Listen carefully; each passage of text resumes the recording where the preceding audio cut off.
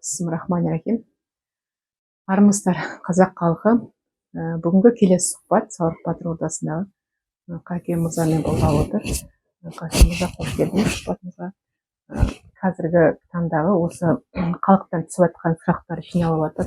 Ортаға келіп жатқан жастар да бар, жаңадан келіп жатқан адамдар да бар. Сол кісілерге шамалы түсініктеме ретінде сұхбат беріп кетсеңіз. Ең бірінші сұрақ, біздің қазір жүріп осы ата жолы, сара жолы, яғни бабаларымыздың аталарымыз жолы дейміз. Осы жол қандай жол, басқа рухани ағымдардан қандай айырмашылығы бар? Былай нақтысы ата жолы дегеніміз не? Соны айтып берсеңіз. Енді ата жолы, армысыздар қазақ елі. Ата жол дегеніміз енді о бастан адам атадан кеткен шежіреміз бар, адам атадан кеткен жолымыз.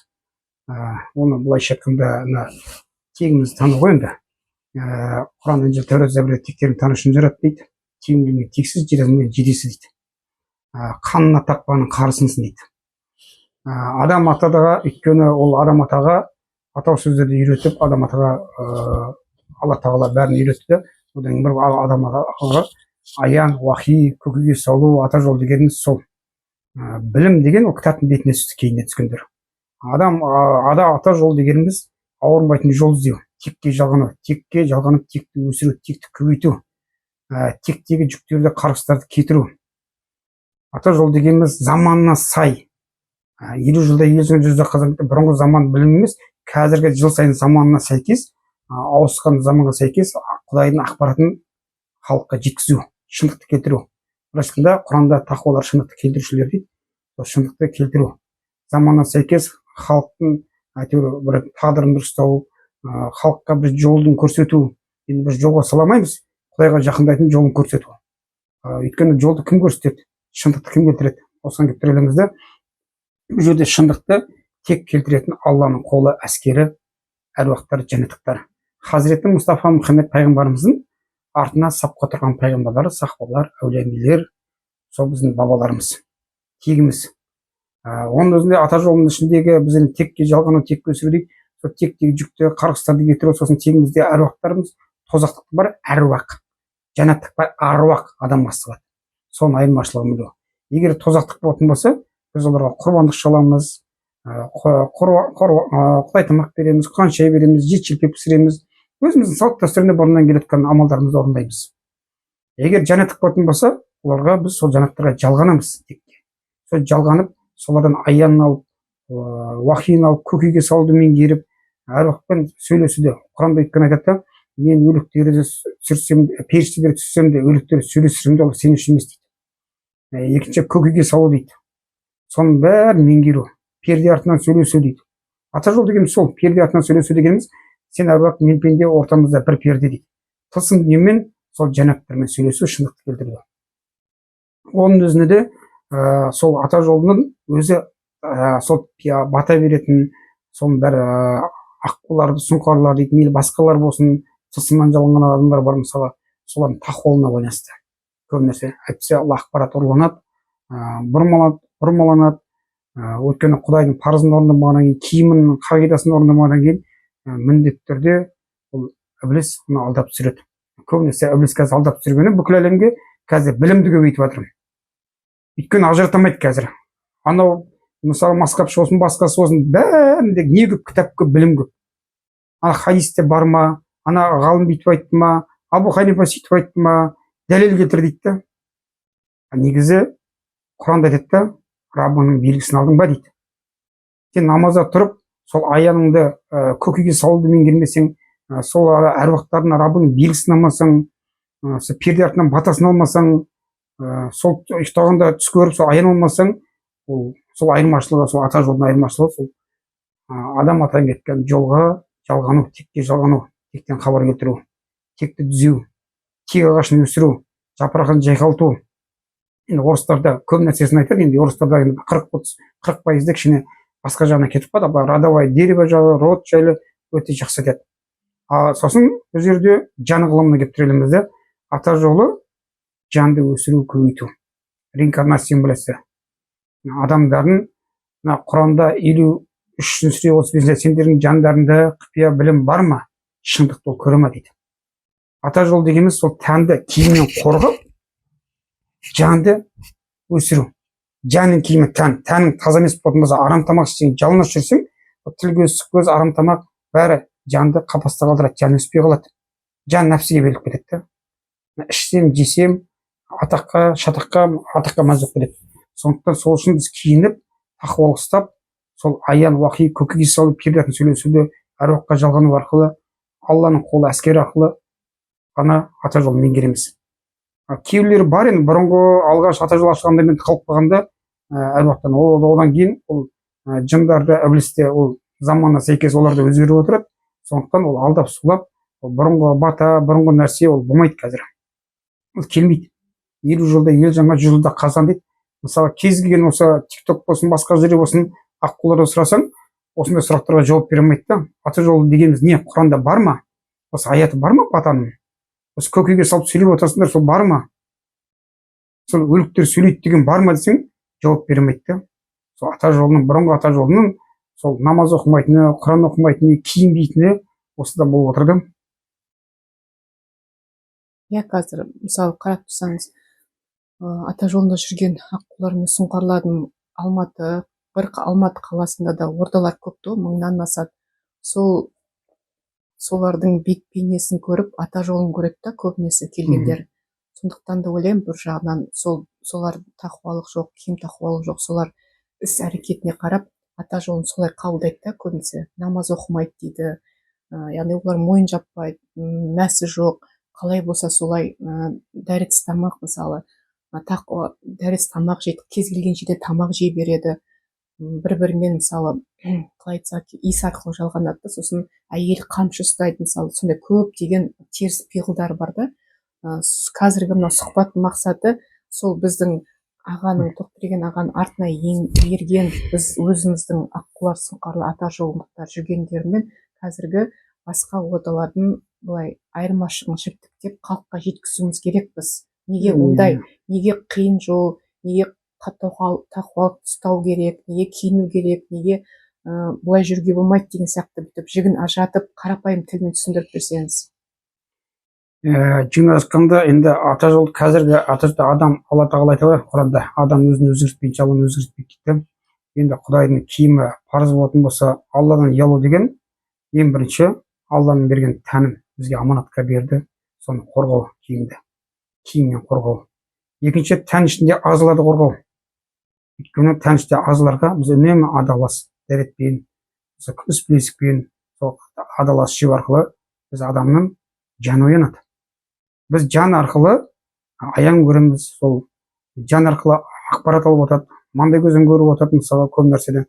Сондықтан міндетті түрде соны меңгеру керек. Бұрынғы ата жолдықтарда сол қазір қарап отырсаң көріп, мен өзім зияратқа барған кезде жалаңаш, сен қасиетің бар, сен мықтысың дейді да, әйтеуір ақшасын алып алады да, зияратқа алып барады. Зияратта соны бата, ол жалаңаш болғаннан кейін, бойға жын шайтан кіріп алғаннан кейін, ол бата араласады.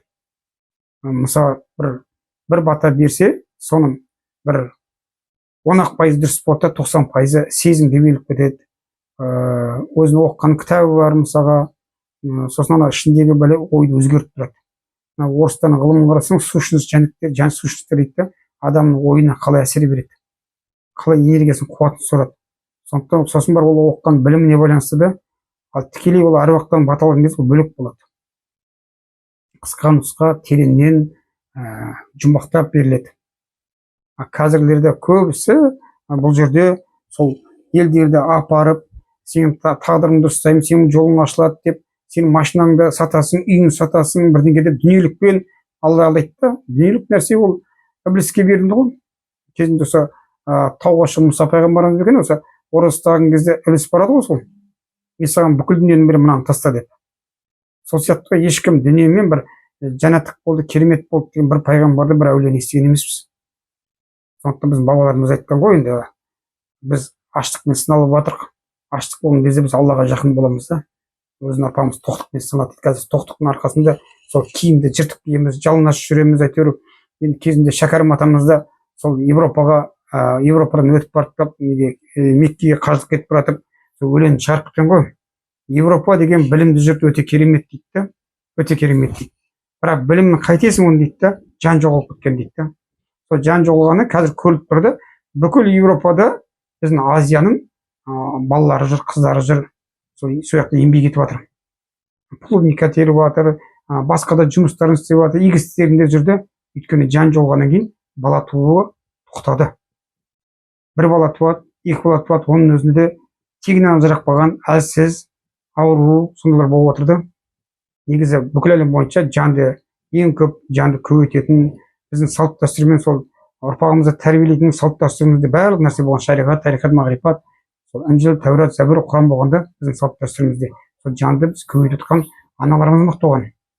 Ақ жолақты аналарымыз мықты болған. Сондықтан қазір аналарымыз, ананы қалай танисың дегенде, ананы біз ақ жолынан танимыз. Қазір көшеге шықсаң, бәрі шашын жайған, жез тырнақ, шалбар киіп алған, бір қарауға ұяласың, бір құйрығын көрсетіп, кәдімгідей абай атамыз айтқандай, құйрығын көрсеткен ақыл сұрама дейді ғой. Ол өйткені өзін танымағанда, өзін тәнін қорғай алмайды. Бойына сықпы, тіл көз бәрін жинап алады.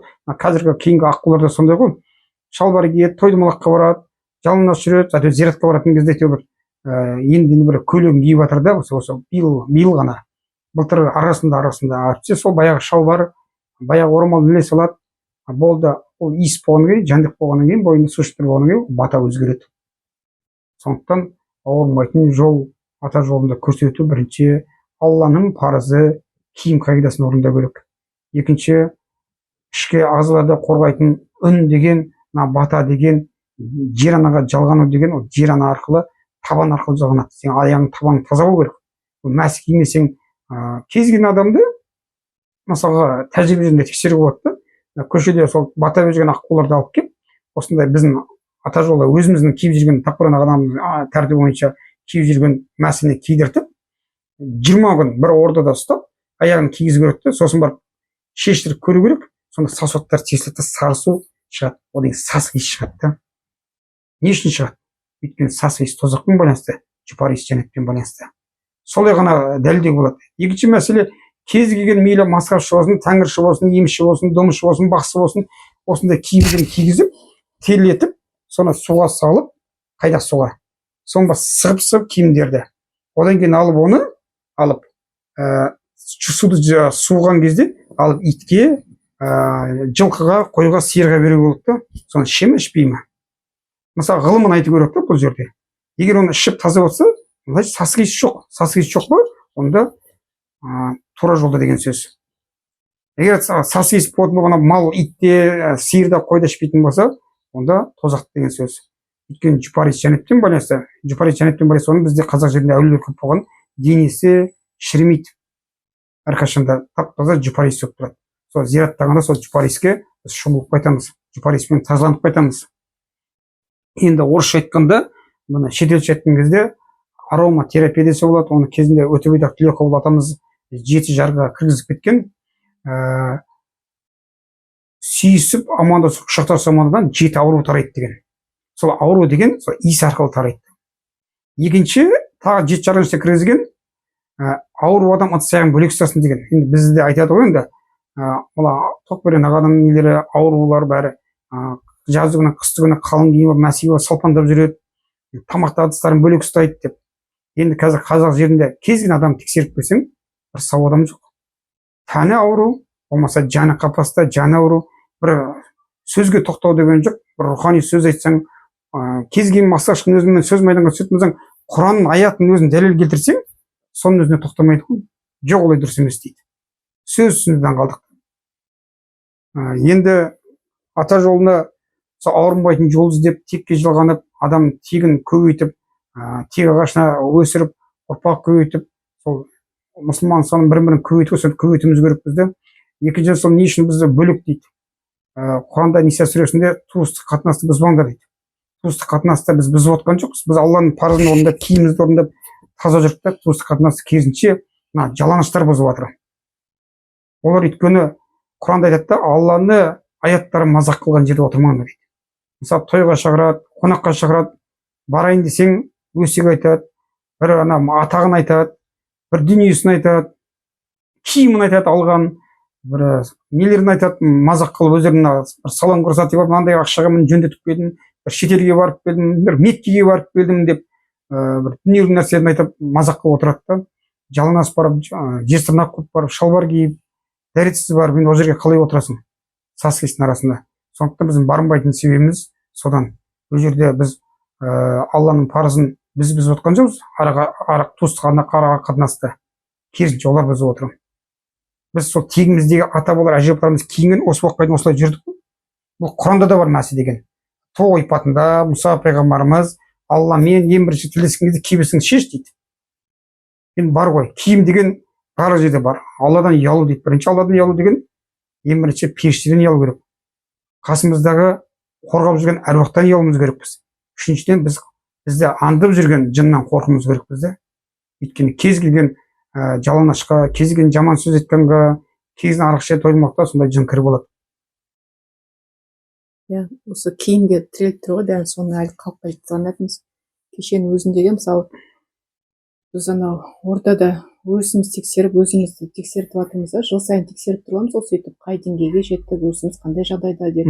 Мысалы бір неде мысалда осы ордаға жалғанып тұрған өзі 15 адам түскен ішінде 100% бәрінің өрісі 90-80 болып тұр. Яғни ол өрісі кеңейді деген сөз.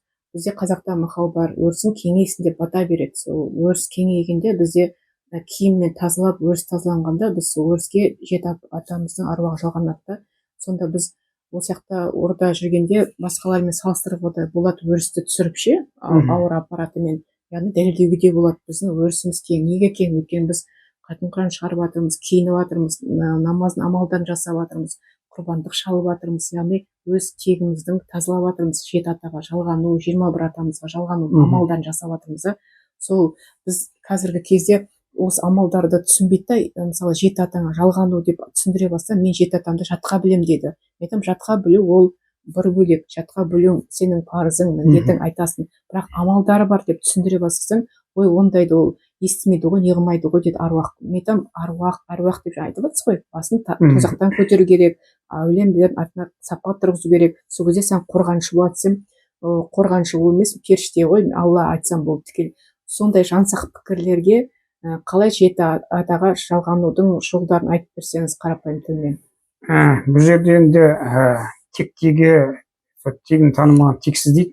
Тектегі сол жүкті қарғысты кетіру керек. Текте егер әруақ тозақтық болатын болса, біз соған құранға жауып құрбандық шалып, сол тозақтан шығарамыз. Алланың қолы әскер қыламыз, жәннаттық қыламыз мысалға. Сол үшін біз үнемі осы амалын жасап отырмыз керекпіз. Жалғану үшін міндеттерді ең бірінші сол тегімізде қандай киім киді, сол киімді киюіміз керекпіз. Қандай тазалықты меңгерді, адалас меңгерді, әже апаларымыз үнемі күміс білезікпен тамақ істеді. Бойына қос етек дейді, киім киді. Сол бойына адам өзі сол рухани қуат жинаған кезде сол рухани қуат жоғалтпайды. Соны жәндік хайуандарға, жындарға ұрлатпайды. Мысалы бір кәмпитті қабығын ашып қойсаң құрт құмырсқа неше түрлі нәрселер жоғалады ғой, сол сияқты әйел жалаңаштанса бүкіл тылсым көзге көрінбейтін нәрселердің бәрі соған шабуыл жасайды. Енді бізде өзіміз тәжірибеден түсірміз, қамшы берген кезде, дем салған кезде маңдай көзден көріп отырады. Сол кезде мынандай жерінде жәндік тұр, мынандай жерінде хайуан тұр, аяғында қалтырауын тұр, ана бір шаян жүр, сонда бәрін айтып отырады бізде. Сондықтан бізде міндетті түрде соның бәрін тазартамыз. Сондықтан сол жәндік хайуандардың бәрі, сұштардың бәрі адамның ойын өзгертеді. Мысалға ақылына зиян тигізеді, көп басқа сарысу толады, денеге сарысу жалаңаштықтан. Олардың бәрі ауру тұрады. Ауру болғаннан кейін оның бәрі неден болады ауру? Кез келген ауру күнәмен байланысты. Кез келген аурудың өзінің иісі болады. Қандай күнә жасадың, соның иісі болады. Зинаның иісі бөлек, басқа нәрсенің иісі бөлек. Сол үшін киім киген кезде сол иіс жағу дейді. Біз қалың киініп жүрген өйткені біз үнемі киінген себебіміз бізде енді халықпен санасамыз ғой, базарға барамыз, автобусқа мінеміз, көлікке мінеміз, пойызға мінеміз, самолетқа мінеміз. Міндетті түрде бізге шабуыл жасайды. Сондықтан біз бірінші сол бой өрісіміз, киімімізді толықтауымыз керекпіз. Екінші, Құранда сендердің алды арттарыңа қорғаушы періште әруақтар қойдым дейді. Көрсеңдер пайдасы тиеді дейді, көрмесеңдер өздеріңе зияны болар дейді. Сондықтан біз әруағымызды түгендеп болсақ, әруағымыз біздің қорғаушы болады. Қазір тектен қорғаушы әруақтан ажырағаннан кейін жастардың да өлімі көп, ауру да көп, содан болып отыр да. Қан бұзылып жатыр, қан аурулары да көп. Сол ғой қанына тартпаның қары сынсын дейді да. Өйткені жалаңаштан қан бұзылады, сарысы пайда болады, қанға айналады, қанда тромбтар пайда болады. Одан кейін ол ішкен тамағымыз ауыз қуысын бұлғайды, кеңірдекке барады, өкпеге барады, бүйрекке барады, бауырға барады, бауырдан алады да сегменттер бөлініп ол қанға барады. Ол қан 62 тамырға барады да жүректі бұлғайды. Жүрегім таза деп ол көп адам айтамайды ешкім. Білмеймін, жүрегі таза адам болу деген ол мүмкін емес шығар мына заманда. Өйткені кез келген қонаққа барсаң, кез келген үйге барсаң, кез келген жерде сасы кез келген жерде дәріс тамақ береді. Жалаңаш өте қиын қазір қазақ халқында, өте қиямет уақыты болып отыр. Бұлт заманы болып отыр қазір, әйелдердің заманы болып отыр қазір. Сондықтан ол әйел сүймей, ел сүйелмейді. Иә, рас айтасыз, әйел ғой ділді жеткізуші, тектілікке жалғаушы, әйелдің қанымен бәрі. Қазір мысалы әйелдің сол қаны бұзылып, қарайғаннан, ұяттылық сезім жоғалғаннан бәрі бұзылып жатыр деп айтып жатырмыз қаншалықты. Осы ұяттылық сезімде шамалы ғылыми жағын түсіндіріп өтсеңіз, неге біз қазіргі әйелдер неге беттері қызармайды, ұяттық сезім неге оянбайды? Ол рас, енді қазір мен өзім жүрем, кейбір кезде енді әр қазағым жалғызым деймін де айтамын, айналайын, енді қазақтың қызысың ғой, менің қарындасымсың, қызымсың, орамалыңды тағып мынаны бүйтіп жүр десең, беті былш етпейді да. Өзің ұрса сен шаруаң не дейді. Соң бір масқаптың да бір нелер бар да, айтатын бар да, біреудің қақсына кірме дейді. Ол дұрыс емес та. Сонда әр қазағым жалғыз болып, сонда біздің отанымыз әйел бұзылғаннан кейін ел бұзылады. Кез келген мемлекетке барып, әйелі қандай екенін көріп, сол мемлекеттің қандай екенін білуге болады. Мысалға, өйткені текті ұрпақты туатында, жанды көбейтетінде әйел адам, оған аналық сүтін беретінде, таза сүт беретінде әйел адам. Соның ішіндегі ағынасы да жоғары қазақ халқы болатын. Қазақ халқы қазір еліктеп, жалғану болып отыр да бір-біріне деген. Ең бірінші сол мәдениет саласына айтып кетейін. Шетелге барып, осы артистер барды, осы біздің өкіметтегілер барды, солар барды, кезген солардың салт дәстүріне, солардың киімдеріне, солардың заңдарына келіп жатыр. Жай ғана мысалы кеше тизерінде айтып жатыр, сол Дженнифер Лопестердің келеді деп КТК-да көрсетіп жатыр да, КТК-ға бүкіл экранына соны құйрығын көрсетіп, тоңқайып тұрған суретін көрсетіп жатыр да, соның артынша біздің мәдениет министрі сөйлеп жатыр. Мен ол Дженнифер Лопесті мен жақсы көремін, ол керемет әнші дейді. Мен отбасыммен бірге соған билет алдым дейді. Соның концертін көруге. Сонда сол біздің мәдениет саласының сол рухани жағданы, ар ұяты сонда ешқандай жоқ тұрды. Сол кезінше ол жарнама беріп жатыр да, ана құйрығын көрсеткен, шашын жайған, төсін ашқанды сен келіп көріңдер, соған жалғаныңдар. Біздің ұрпақта сондай болсын дейді да. Егер мәдениетте бізде ар ұят болатын болса, біз ондайды кезінде Өзбек және атамыз сияқты ондай нәрсені кіргізбейтін еді. Қазір кез келген мәдениет саласына қарасаң, ең бірінші мәдениетші киімнен басталады. Ал шашын жайып от, жестен ақ шалбар киіп отқанды, ол қалай мәдениет деп айтамыз оларды. Кез келген мұғалімді білім саласында да сондай. Мен өзім совет үкіметінде оқығаннан кейін бізде бір мұғалімнен бір жалаңбас шашын жайғанын көрмеппін. Бұтын көрсеткен. А қазір орамал тағуға рұқсат бермейді. Енді не деп айтып отырмын? Енді отан болу үшін отанды құрап тұратын халқы ғой. Егер халық ауру болса, рухани ауру болатын болса, ол отан олай ешқашан дамымайды, өспейді. Керісінше бізде жемқорлар көбейе береді, сосын екінші ауру көбейе береді. Ауру көбейген себебі, Гугледен сұраймын жыл сайын. Биылға 2024-ке Израилға бүкіл біздің денсаулық саласына қанша миллиард бөлінді? 22 миллиард бөлінді дейді. 25 миллиард бөлінді дейді. Сосын Алматының өзінде қанша больница бар, қанша емші бар, қанша сұңқар сияқты диагностика центрлар бар деген қарасаң, өте көп. Сонда бұл жерде қарап отырсаң, бізде діннің пайдасы бермей жатыр. Егер дін болып бізде мықты болатын болса, шындықты тура бәрін айтатын болатын болса, адам ауырмас еді. Кез келген масқапшыларға сен жалаңбас жүрме, кимешегің дұрыста десең, сол кимешектің Құрандағы аятын білмейді. Құран тек ақыл береді, ақыл деген енді баста орналасатын болса, ол басын қормаса, бас деген Алланың добы дейді ғой. Бөрікті басқа бақ қонар дейді, бөріксіз басқа жын қонар дейді. Соны тіл көз түскеннен, күн түскеннен кейін, сарысы пайда болғаннан кейін баста, ауру пайда болғаннан кейін ойлану қабілетіне әсер береді. Теріс ойлар береді. соған келіп тіреліп отыр да барлық нәрсе. Сондықтан бұрынғы сол адам атадан кеткен жолымызды, тақуалықты меңгеруіміз керекпіз міндетті түрде. Қасиет деген ұстасаң қасиет, ұстамасаң қасірет дейді. Иә, қазір біздің көбінесе мазхаб былай айтады, одан қоса батыс ілімі қосылып жатыр, көптеген психологтар бар, нелер бар, Коучтар бар, номерологтар бар. Мысалы біздің әжеміз айтатын, мысалы мысалы ердің сыйла, отан бірінші бақ, екінші бақ дейді мысалы, иә, бір күйеу етедің ба, отыр шыда дейді мысалы. Қазір біздің қатарлар өзінің қызына айтып жатыр, естисіз да, ақылдарын айтып жатқан, тек қана өзіңді ойла, өзіңе жақсы болса сол жерде жүрді, ал егер саған ұнамай ма кетіп қал дейді мысалы. Ішіме сыйған қыз сыртыма өзіме үймеле сияқты деп айтады да, мысалы. Тек қана өзің, мысалы, өзіне жақсы болу керек та, өз шекараңды біл дейді мысалы. Сондай сияқты көптеген мазхабты айтып жатыр, мысалы, тек қана Алланың разылығын мысалы алу керек, сауап үшін жинау керек, бірдеме берсең сауап болсын дейді, разы болсын дейді. Тек қана сонда біз кішкентай бір өзіміздің адамдық парызын тұнып кеткенбіз да, не үшін адам болып, не үшін адамға көмектесуіміз керекпіз, не үшін біз ерге сәжде жасауымыз керекпіз, ата-ананы неге сыйлауымыз керек, қайын жұртты сыйлау деген мүлде жоқ ұғым. Білмеймін неге екенін. Мен таңғаламын кейде сол тиктокты көріп ашып отқанда, соншалықты біз наданданып бара жатқанымызға ше, біз ондай қылып бара жатсақ, сонда жол көрсететін біздің қазір қоғам қатарымыз ғой, біз ақ жаулық киіп, өзіміз ары қарай тегім жалғау үшін жол жасап кетуіміз керекпіз да. Мен сосын өзімді кінәлаймын.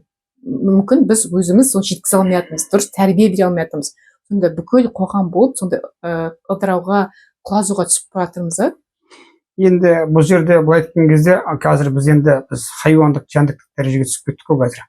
Көрінген нәрсені жей береміз, мысалы қарап отырсаң, былайша қарап отырсаң, тиктокты қарап отырсаң, мына 50-60 жаста, 40 жаста, 70 жаста әйелдер барып, ана сынықшы бар, мануаль терапия бар, массажист дегендер көбейіп кетті да.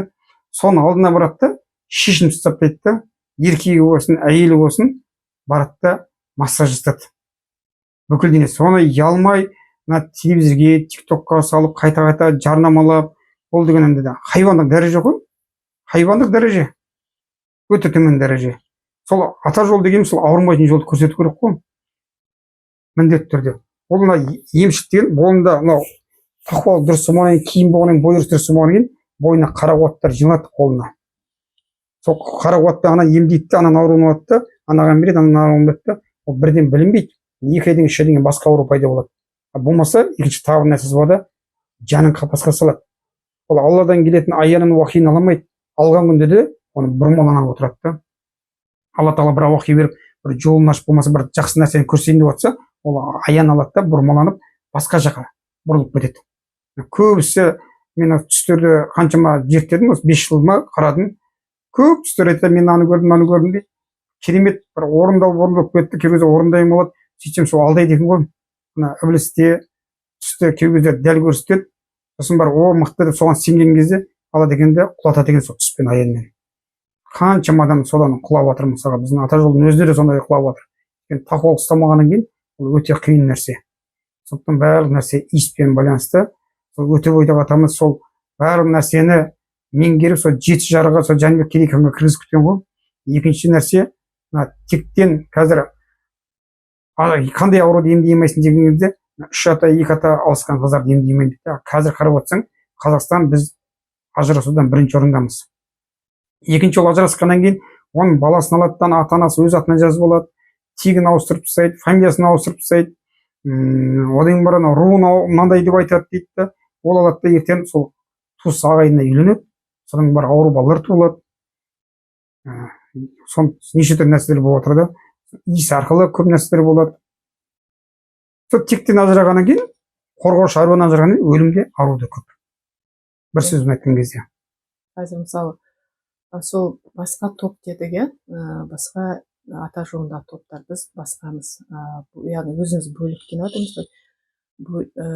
Қазіргі адамдар ауырып ем іздеп жүр, жағалап жүр, сіз айтқан емшілерді жағалайды, медицинаға жүгінеді, уақыттағы бір аурудың үстіне бір ауруды қосып береді, одан мындай нәтиже шықпайды. Яғни бәрі келіп осы ата жолына да келіп жатқан адамдар келгеннен кейін бірден ауруын жазғысы келеді да, сондай ниетпен келеді да, көбінесе келгенде бірден келіп осы жаққа келсе мен ауруым жазып кетсе екен дейді. Иә. Сондықтан сол кісілерге қалай ортадағы ем жолы қандай, оның басқа рухани жолдармен салыстырғандағы айырмашылық қандай, біз адам емдейміз ба қазір? Енді мысалға айтқанда кез келген ауру, сол айтқандай күнәмен байланысты, кез келген күнәнің өзінің иісі болады.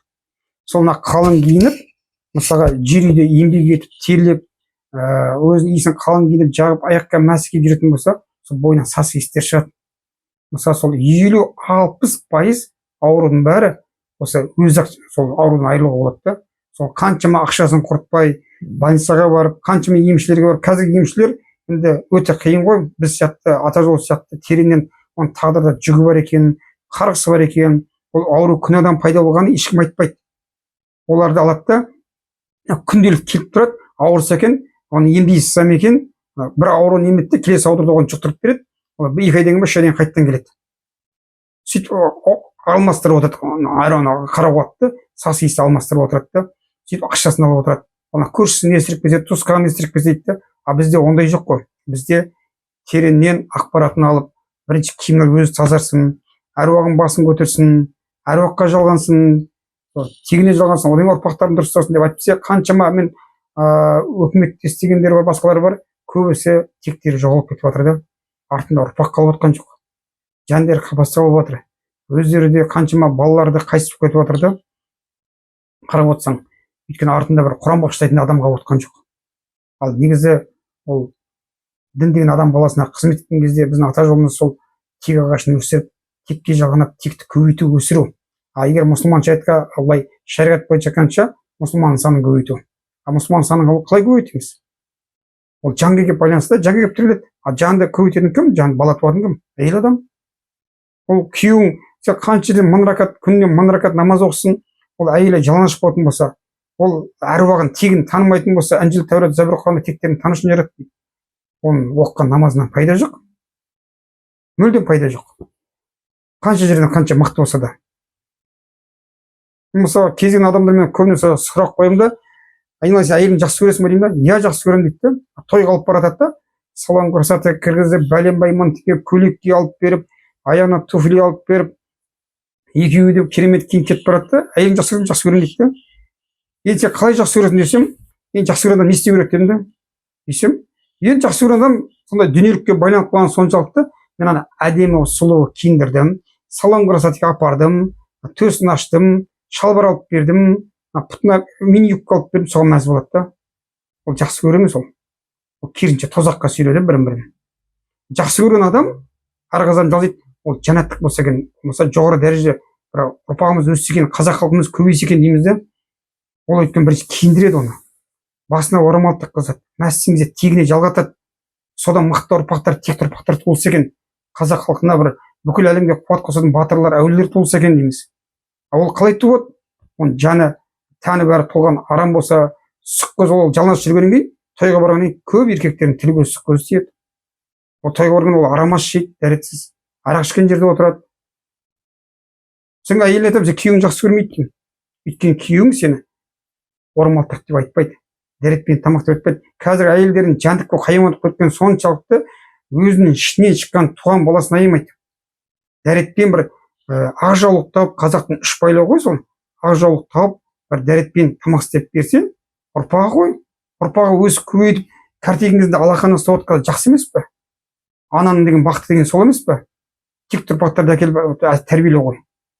Оны өзі дәріс тамақ беріп, өзі дұрыс тәрбиеленіп отырса, оны оқытып, шоқытып, білім бергенін қайтейін. Мен Қазақстанда білім алған әйелдердің бәрін зерттеймін. 75% өзі оқыған біліммен, дипломмен жұмыс істемейді. 75%. Сонда қаншама ақша, қаншама оқу, қаншама уақыт ала кетіп жатыр да. Тәрбие бермейді. Оқыса екен, ана керемет оқуда дейді, шетелде оқып келсе екен, бүйтіп келсе екен дейді. Оның бәрі пайдасы беріп жатқан жоқ та. Келген мен білемін, мен мықтымын, біліммен еркектен жоғары тұрамын дейді да, менмендікке басады. Ажырасу пайда болады. Отбасы құрғаннан кейін, ол бір отбасын ұстай алмаған адам, ол отанға қалай қызмет етеді? Отан да біздің отбасымыз ғой. отанға қалай қызмет етеді, өзінің отбасын айрандай қылып ажырап отырса, ол отанға білмеймін қалай қызмет ететінін. Өйткені ода жан жоқ қой, жан ғылымы жоқ. Біздің Маскапта, біздің басқа жерден бәрін айтсаң, негізі жан ғылымын жоғары дәрежеде меңгерген ең жоғары біз Шәкәрім атамыз. Шәкәрім атамды көп адам түсіне бермейді тереңнен. Енді Мекемтан ағамыз иманды болсын, Абай Шәкәрімді 30 жыл зерттеп, соның бір ары кетсе 30-ақ пайызын зерттедім деді ғой. Қаншама әлі зерттелмеген, ашылмағандары тұр. Иә, дұрыс. Қазір жақында бір тиктоктан бір көріп қалдым да, бір миллиондаған лайк қойып, просмотрлар көбейтті, көріңдер бүйтіп жатыр. Бір үлкен кісі емес, енді Жастау деген өзінің баласына өсиет айтып жатыр. Сен қазір дейді, сен өзіңді ойла, қазір бізге кедергі жасамай, біздің нервімізді құртпай өз-өзіңді ойла дейді. А біз қартайғанда, бізді асыраймын деп бізге өйтіп уайымдамақ қой. Біз қартайғанда ана екеуміз өз күнімізді өзіміз көреміз дейді. Сонда бұндай насихаттың түбі ертең олар балалар өсетті, қартайғаннан кейін оларды ешкім қарамаса, оларды аппаратта қарттар үйіне өткізді. Сол мысалы хайуандық нәрсе ғой. Анаңа құлшылық деген жаса дегенді, оның батасын алып бір неге жету дегенді, соның мән мағынасын түсінбей жатыр да, жаннаттық ананың аяғының астында. Яғни ол ертең қайтып өмірге келеміз, осы өмірде сондай құлшылығымызды сәждем жасап, не қылып жасау дегенді түсінбей жатыр. Сол жан ғылымы дұрыс терең айтылмағаннан кейін бізге қарағанда кішкене болса да орыстарда бар әйтеуір душа деп айтып жатады, реинкарнация деп айтып жатады. Бұл жерде мен осы сұхбат құрып тиктокта осы тікелей эфирден шыққан кезде осы не бар, тәңіршілермен бір сұхбат болып қалды, бір аяқ астынан тікелей эфирден шақырып. Сонда мен сұрадым, олар пайғамбарымыз боқтап отыр, мен айттым тоқтатыңдар бұларды дедім, құранға қарсы шығып отыр. Айттым, реинкарнацияға сенесің ба дедім. Шынымен академик дегені бар, Гаухар Жанар деймін, солар бар. Иә, сенеміз, жан қайтадан өмірге келеді. Енді сенсең, сен пайғамбардың жаны кім екенін білесің ба дейді. Пайғамбар кім болып келді? Мысалы қасында 4 сахаба, Омар, мысалға Али, Оспан, мысалы солар қарасаң, солардың бәрі қазақ қой дедім. Сен білесің бе өзің қалай не отқанын дедім. Реинкарнация болсаң, сен жаның қайтадан келіп, Құранда тұр ғой, бір нәсілі жоқ орнына басқа нәсіл әкелемін, нәсілдерді қайтадан әкелемін дейді. Сол жанды айтып реинкарнацияны айтып тұр ғой. Сөйтем сенді. Сен кімсің? Мен айттым, аталы жолдан қауым плесінен жұмыс істеймін дедім, осыны дедім. Сонда айтып мойындап отыр да, осы неге Маскапқа тиіспейді дейді, Құранға қарсы шығып жатыр, мысалға көп қателік жасап жатыр. Неге біз Құранды лақтырып жатырық, боқтап жатырық, неге бізге тиіспейді, неге осы сендерді соттай береді дейді. Сендерде бір қуат бірдеңке бар дейді, өкіметтер неге сендерден қорқады дейді. Неге басқа халықтан қорықпайды, неге бізді соттамайды, неге басқасына тиіспейді дейді. Мен бірден айтты, мен сенімен сұхбат құрмаймын дедім. Білемін сендердің арттарында қаншама аруақтар тұр екенін дейді. Сендердің жолды білемін дейді. Сондықтан өздері сөйтіп, болды осымен әңгімені бітірейік деп өздері тиктоктан шығып кетті. Сондықтан бізде реинкарнацияға сенгеннен кейін, ал Маскапта реинкарнация сенбейді. Жан ғылымы жоқ. Олар рух пен жанды бір дейді. Сенім мен иманды бір дейді. Сондықтан соны қателесіп отырды. Рух дегенде енді Абай атамыз 3 мағынада айтқан, ең жоғары мағынасы ол таза ақыл. Біз адам баласын жаратқан кезде бізге ақыл берді. Жанды хайуандарға ондай ақыл берген жоқ. Сондықтан Құран тек ақыл иелеріне ғана өтті дейді.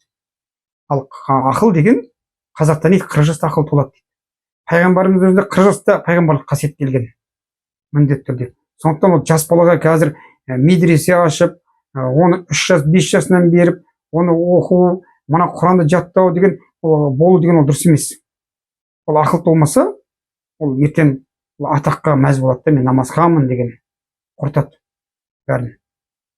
Ол 40 жасқа дейін, ол біздің жас кезімізде мектеп кезінде сөйлегенімізде бір жақсы жері, ниеттерімізді қырманға жібереді, сақпанға жібереді, қой күпіге жібереді, жүгеріге жібереді, қызылшаға жібереді.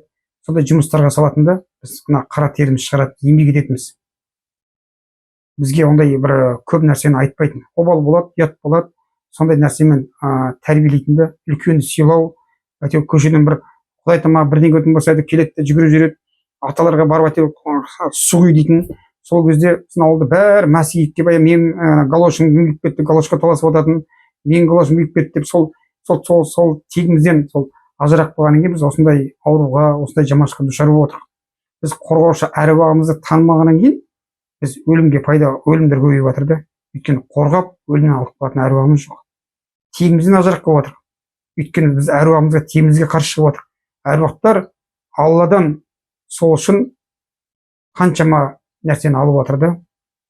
Алладан күндіз түні жалынып сұрайды, ұрпағыма ризық несіп берші дейді.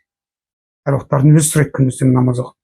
Бірақ Алла тағала айтады екен ғой, сенің ұрпағың маған бір қадам аттады ма? Ең болмаса бір киімін бір таза адаласын жеп, бір парыз намазын орындады ма дейді. Мен қалай оған нұр берем, қуат берем дейді. Сондықтан ол орындамаса, көрінген жерге барып, мен жүрегім таза деп айту ол дұрыс емес нәрсе.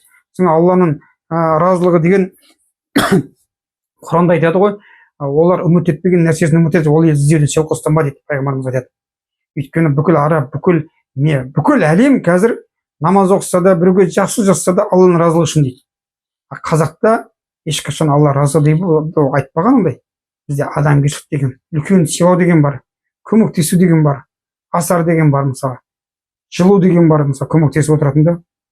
Қазір масқапты айтсаң, садаққа берсе де Алланың разылығы үшін, бір сумкасын көмектесе де Алланың разылығы үшін, біреуді апарып тастаса да Алла разылығы үшін, бәрін алды да бір ойыншық тастады да бар нәрсені. Соған әкеліп тіреп тастады. Сондықтан Құранда айтады, олар үміт етпеген нәрсесін үміт етеді дейді.